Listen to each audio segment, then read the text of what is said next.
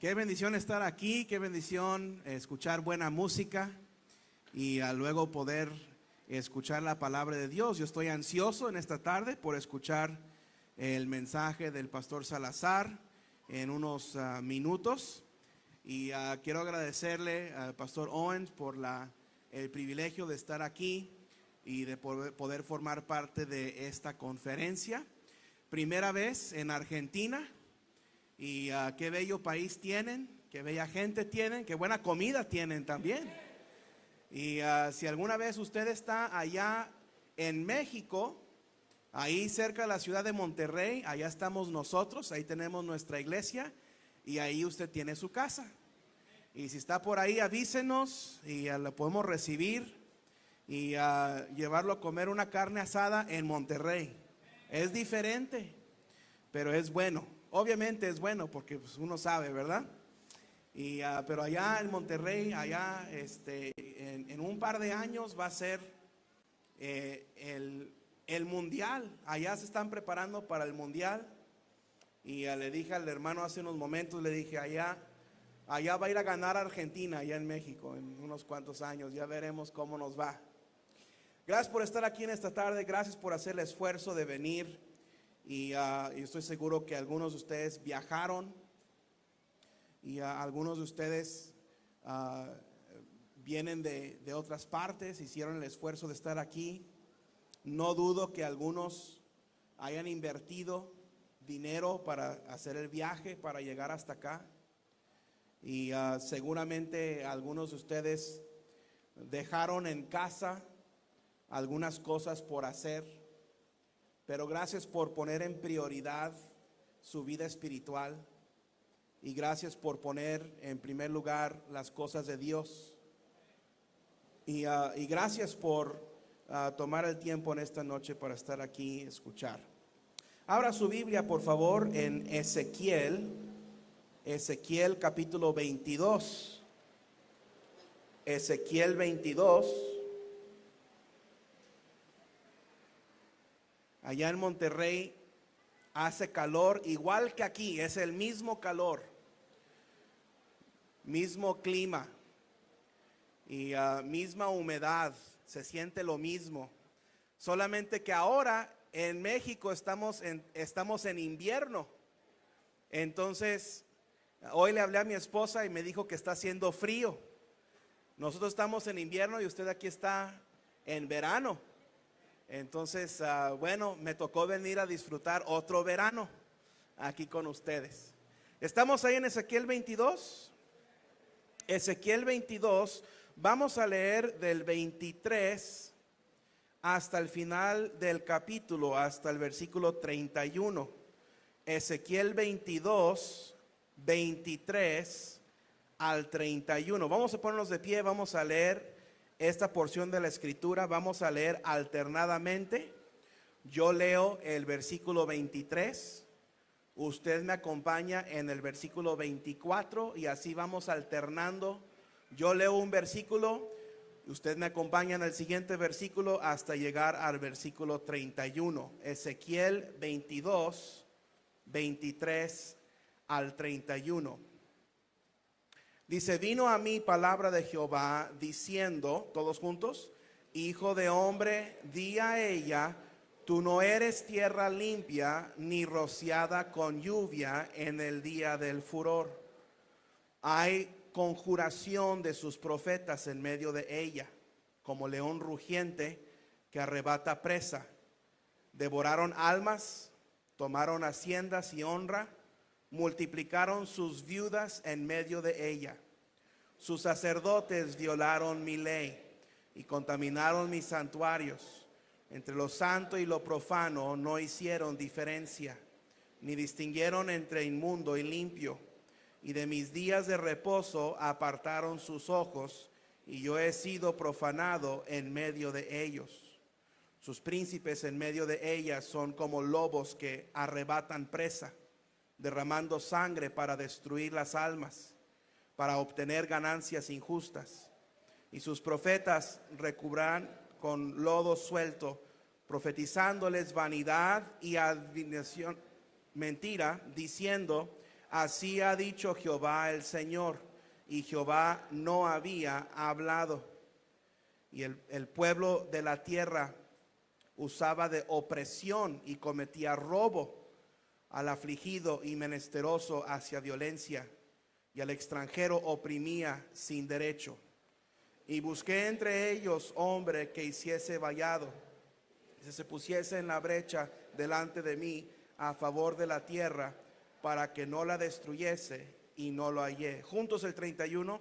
Por tanto, mi ira, con el ardor de mi ira los consumí, hice volver el camino de ellos sobre su propia cabeza, dice Jehová el Señor. Vamos a orar. Padre, hemos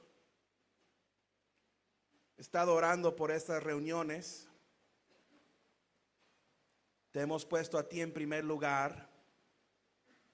Queremos que tú seas honrado. Queremos que tú te agrades de nosotros en estas reuniones. Queremos que tu palabra sea predicada y que tú seas enaltecido. Queremos que el Señor Jesús sea glorificado entre nosotros. Queremos que almas sean salvas como resultado de estas reuniones. Y Padre, hay personas que han tomado tiempo de su trabajo para estar aquí. Hay personas que han dejado quehaceres en sus casas. Hay quienes han invertido para viajar, y esta iglesia y estos ministerios se han preparado económicamente. Se ha invertido dinero, se ha invertido tiempo, esfuerzo, trabajo, todo para que en esta semana tú nos hables. Hemos llegado al momento, y Padre, por favor, usa tu palabra. Danos a cada uno de nosotros la porción que tú sabes que necesitamos. Obra entre nosotros, te pido, en esta noche. Usa al pastor Salazar. Y Padre, que tu palabra y tu espíritu nos convenzan, y que seamos quebrantados y que estemos dispuestos a hacer tu voluntad para que tú seas glorificado en nosotros. Te lo pido en el nombre de Cristo. Amén. Gracias, hermanos. Pueden sentarse.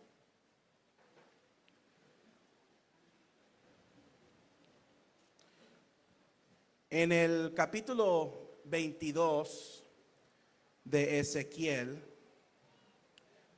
encontramos un pasaje de la Escritura que se llega a notar la frustración por parte de Dios. Ezequiel 22 me recuerda a Génesis 6, cuando Jehová decidió juzgar a Sodoma y Gomorra. Cuando decidió, cuando se arrepintió de haber hecho al hombre. Y me recuerda a Génesis 19, cuando decidió juzgar a Sodoma y Gomorra por su pecado. Hay otras ocasiones en la Biblia en que Dios llega a ese punto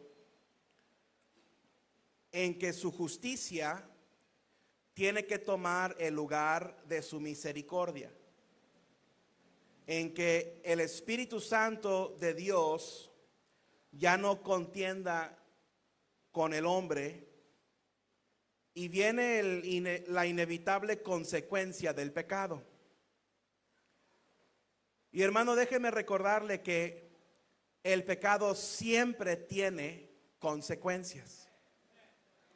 Para el salvo, gracias a Dios, el pecado es perdonado. No hay condenación. Pero hermano, en esta vida sí hay consecuencias. Siempre hay repercusiones.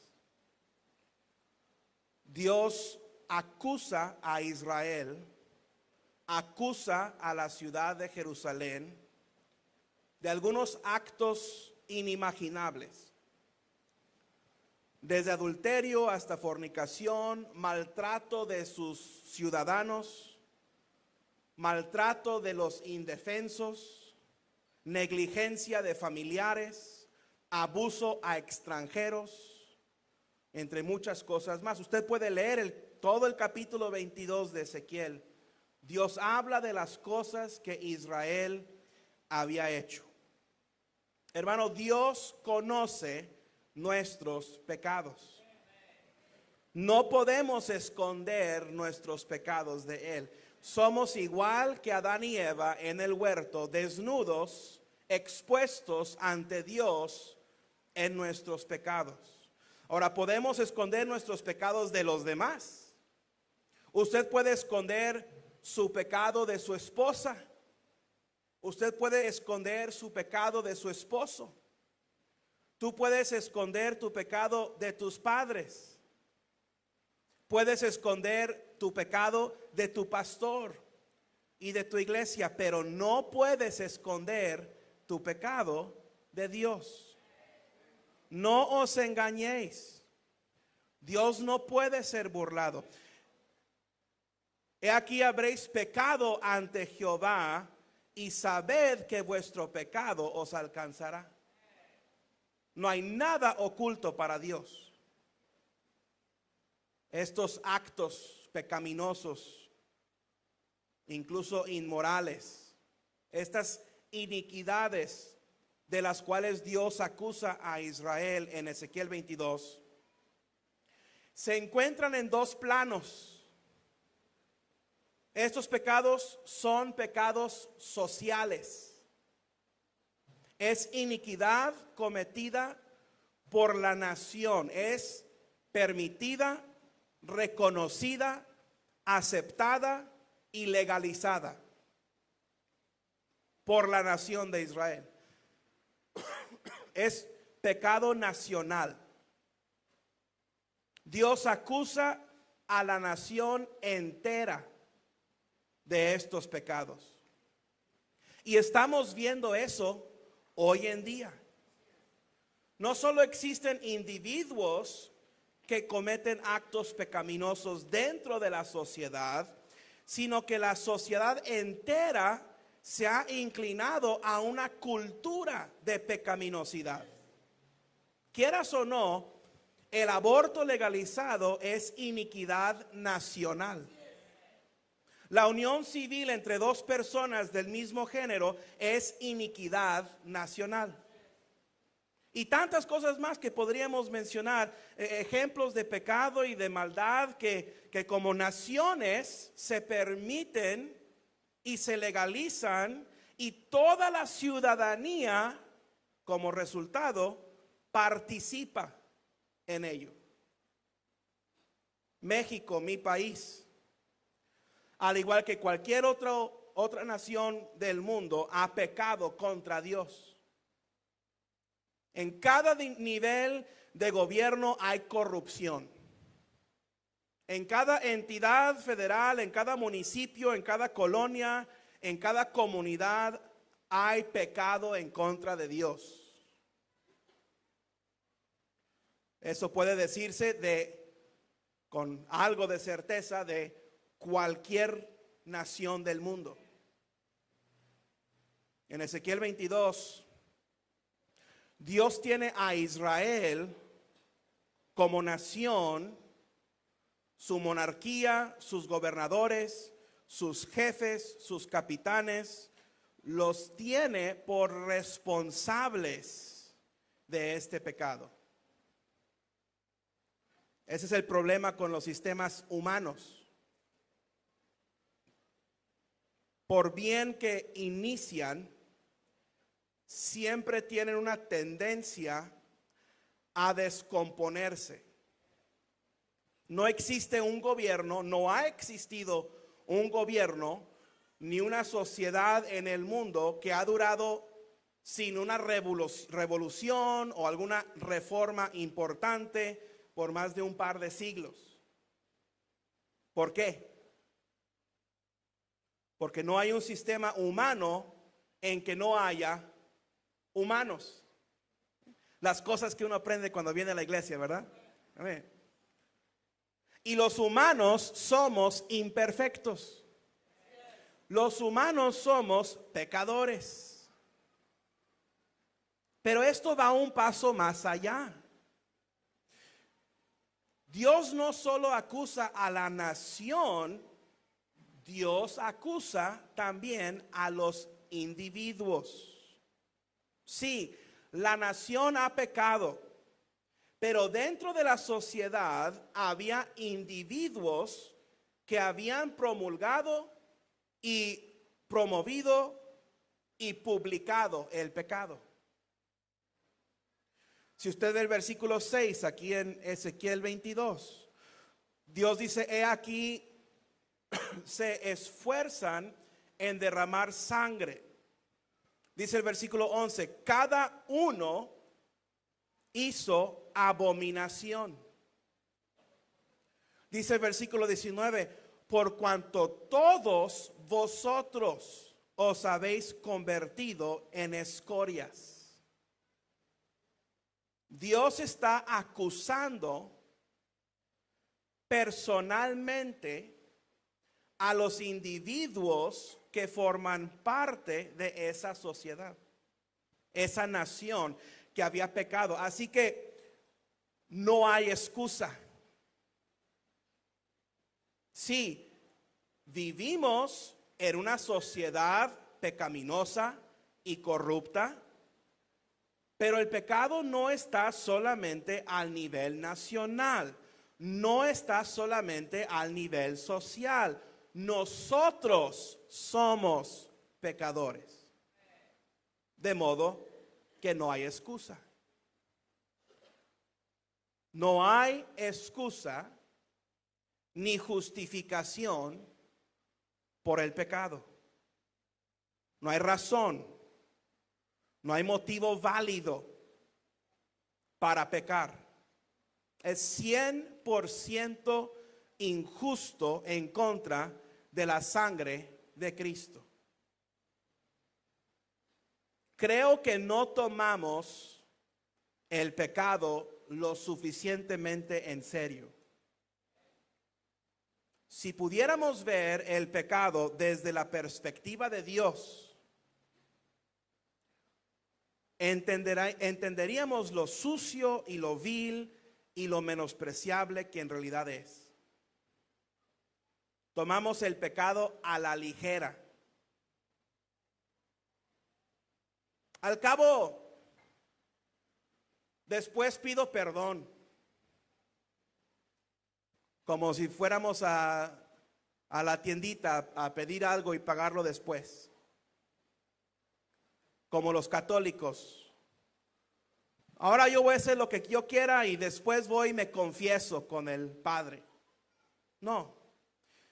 Dios no ve el pecado como algo que simplemente puedes esconder debajo de un tapete. Cada gota de sangre que derramó el Hijo unigénito de Dios fue para la remisión de nuestro pecado. Grande y pequeño. Esta es una ilustración muy pobre, pero si mi hijo se llegara a accidentar y los doctores me dicen que no tiene probabilidad de vivir, pero que su corazón puede ser trasplantado en el cuerpo de otra persona que lo necesita para vivir una larga vida, yo quisiera que esa persona viviera la mejor vida que pueda vivir. Yo no quiero enterarme años después que esa persona está viviendo de una manera arriesgada, o que está fumando o tomando o dañando su cuerpo, porque me costó el corazón de mi hijo que esa persona pudiera seguir viviendo. ¿Cómo se sentirá Dios cuando nosotros nos aprovechamos de la sangre de Cristo como si fuera un seguro en contra de incendios. Y luego nos ponemos a jugar con fósforos. Ahora, Dios acusa a la nación de Israel, acusa la ciudad de Jerusalén, acusa a los individuos que forman parte de esa sociedad. Luego les dice lo que Él va a hacer al respecto de su iniquidad. Dice que los va a fundir como escoria en un horno. Va a hacerlos pasar por el fuego para purificarlos. Va a desechar a la mayoría de ellos. Y Dios va a hacer derramar su ira sobre ellos. Los va a consumir. ¿Por qué? Porque dentro de esa sociedad hay víctimas. Hay mujeres que han sido violadas. Hay esposas que se han quedado viudas. Dios dice que hay hijos huérfanos. Hay adoradores estafados. Hay menesterosos descuidados y desprotegidos. Hay oprimidos. Hay despojados. Hay desalojados. Hay destruidos. Y Dios tiene compasión de las víctimas. Hermano, hay que entender algo. No hay pecado sin víctima. Yo creo que podemos caer en el error de pensar que ese pequeño pecado que yo estoy cometiendo no lastima, ni daña, ni afecta a nadie. Pero eso no es cierto. Todo pecado exacta un precio. Todo pecado tiene víctima. Cada mal pensamiento oculto, cada mentira blanca, cada responsabilidad olvidada, cada promesa incumplida, cada hábito privado tiene víctima. Y escuche bien, Dios siempre se pone a favor del víctima y en contra del pecador. Cuando pecamos en contra de Dios y pecamos en contra del templo del Espíritu Santo, nuestro pecado y pecamos en contra de otros, Dios asume una postura de abogado a favor del víctima. Dios asume postura de juez en contra del ofensor. Y tú no puedes cometer un solo pecado sin asumir la postura de ofensor. Pastor, pero yo soy salvo. Yo tengo a Cristo, mis pecados son perdonados. Sí, hermano, sí, gracias a Dios. Pero el pecado perdonado no deja de afectar al víctima. En Ezequiel 22, Dios no está acusando a Egipto. No está acusando a los cananitas, ni a los filisteos, ni a Babilonia, ni a Persia, ni a Asiria. Dios está acusando a Israel, su propio pueblo. Israel es culpable Israel es el pueblo escogido de Dios, pero Israel es culpable. Israel es la nación de la promesa. Es la niña es la niña del ojo de Dios. Y Dios se aira en contra del sacerdocio. Léalo ahí en Ezequiel 22. Dios se aira en contra del sacerdocio, contra los que tienen la promesa de la presencia de Dios y pecados perdonados por la sangre en el propiciatorio. Pero eso no dejó a Israel sin sus víctimas. Dios está airado contra Israel. Y hermano, Dios puede airarse en contra de un cristiano renuente en su pecado. Él puede. Él tiene el derecho. Dios puede exactar juicio en contra de una persona salva por pecar en contra de él. Bueno, bienvenido a Argentina. Ya veo que ya les caí mal, pero bueno, es Biblia. A mí me invitaron. Tenemos el ejemplo en el Nuevo Testamento. Ananías y Zafira, dos personas salvas, pero que pecaron contra el Espíritu Santo, cuyo pecado no era sin víctimas. Cada pecado tiene víctima. Y Dios, en lugar de dejarlos en la iglesia, los mató. Supongo que no fueron al infierno. Pero para Dios era mejor que estuvieran en el cielo que en la iglesia. Qué pensamiento tan terrible. Mi pecado es una afrenta en contra de Dios.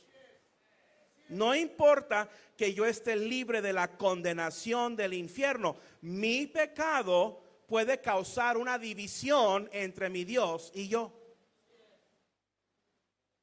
Mis iniquidades pueden causar contienda en contra de Dios. Y Dios ha dicho que Él no contenderá para siempre con el hombre. Llegará el momento en que simplemente será mejor para todos que Dios me quite de donde yo estoy, me haga a un lado, porque Él se compadece de las víctimas de mi pecado. Y Dios ya no quiere que haya víctimas. Luego, Dios habla al profeta Ezequiel. No este profeta Ezequiel, el original Ezequiel. Y en los versículos famosos, estos versículos famosos, versículo 30 y 31, dice: y busqué entre ellos hombre que hiciese vallado y que se pusiese en la brecha delante de mí a favor de la tierra. ¿Vieron eso? Que se pusiese en la brecha ante mí, versículo 30, a favor de la tierra, para que yo no la destruyese, y no lo hallé. Por tanto derramé sobre ellos mi ira, con el ardor de mi ira los consumí, hice volver el camino de ellos sobre su propia cabeza, dice Jehová el Señor. Dios está diciendo aquí, esta es la acusación. Pecado, inmoralidad, víctimas. Dios está diciendo, estas son las consecuencias: fuego, consumación, ira. Ahora, dice Dios, ¿quién está dispuesto a defender al acusado? ¿Quién está dispuesto, dice Dios, a ser vallado, a defender a Israel de mi ira? Eso es lo que está diciendo. ¿Quién está dispuesto a ponerse en la brecha. Es decir, en la zanja, en el campo de batalla. Porque Dios dice, yo he declarado guerra en contra de Israel por su iniquidad. Ahora, ¿quién será intercesor? ¿Quién será mediador? Dios es juez justo. Dios es juez justo. Él no ejecuta una condenación no merecida. Vivimos en un mundo lleno de naciones que han pecado en contra de Dios. Yo estoy seguro, hermano, que estamos llegando al punto de la ira de Dios.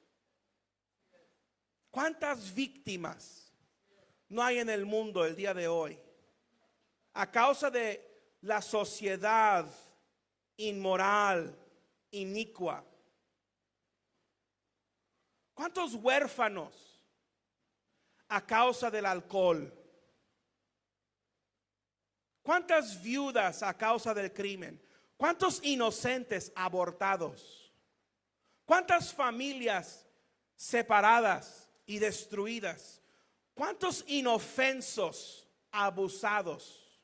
Escúcheme bien, este mundo está a punto de encontrarse cara a cara con un Dios airado. Las huestes espirituales están planeando su estrategia militar.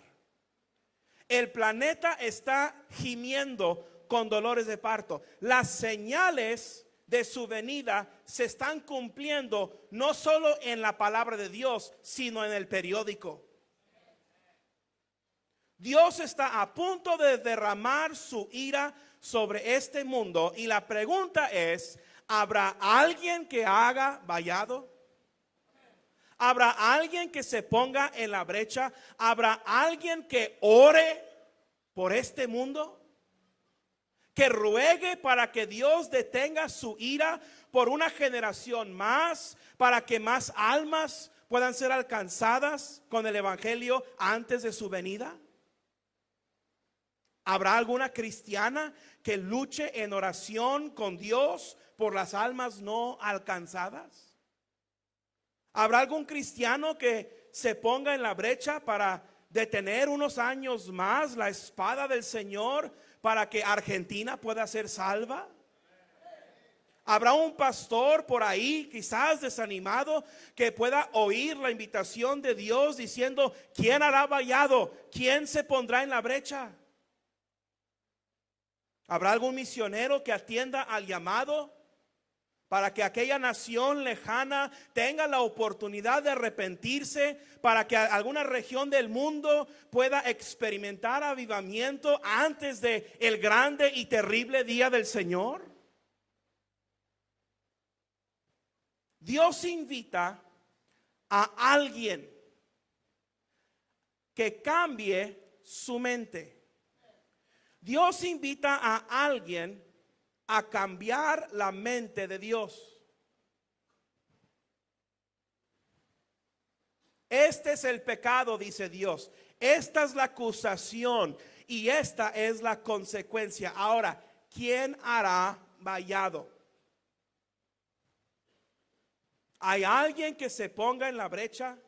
¿Hay alguien que me haga cambiar de mente? Eso es lo que Dios está diciendo. ¿Habrá alguien que se ponga a favor de la tierra para que yo no la destruyese? ¿Habrá alguien que me haga cambiar de mente? Dios está invitando, convénceme a detener mi ira. Es lo que Dios está diciendo. Persuádeme a suspender la sentencia. Indúzcanme a frenar el juicio.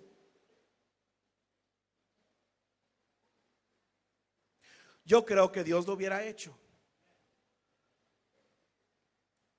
Cuando Dios estaba listo para raer al hombre de la faz de la tierra, en Génesis 6, Noé halló gracia ante los ojos de Dios. Cuando estuvo a punto a destruir a Sodoma y Gomorra, Abraham hizo intercesión.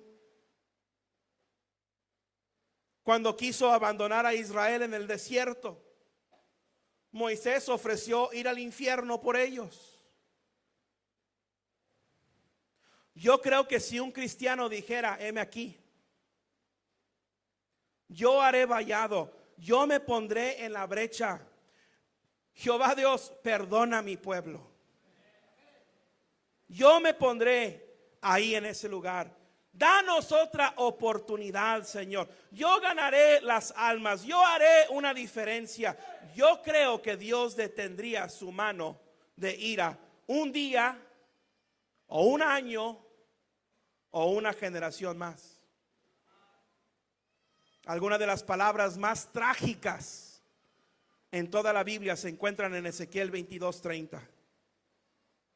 Dice Dios, y no lo hallé. Y no lo hallé. No hubo nadie, ni un interesado, ni una persona compasiva.